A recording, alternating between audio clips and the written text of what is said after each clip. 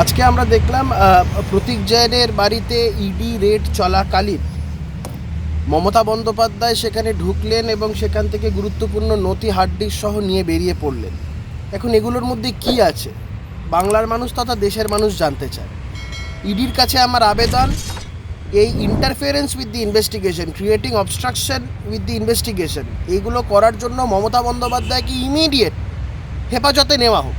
এবং মমতা বন্দ্যোপাধ্যায় এই ধরনের কার্যকলাপ করছেন যাতে আলটিমেটলি মানুষের মনে তো একটা সন্দেহ দানা বাজছে যে মমতা বন্দ্যোপাধ্যায় কী নিয়ে গেলেন। হঠাৎ করে একজন মুখ্যমন্ত্রীকে একটা কেন্দ্রীয় একটা তদন্তকারী সংস্থা তাদের একটা রেড চলাকালীন মুখ্যমন্ত্রীকে সেই জায়গায় কেন যেতে হচ্ছে এবং সেখান থেকে ফাইলপত্র হার্ড ডিস্ক সহ কেন আনতে হচ্ছে, এটা আজকের দিনে দাঁড়িয়ে একটা বৃহৎ প্রশ্ন। এবং এটা যদি কোনো সাধারণ মানুষ করতো, কোনো তদন্তকারী সংস্থা কি তাদের ছেড়ে দিত?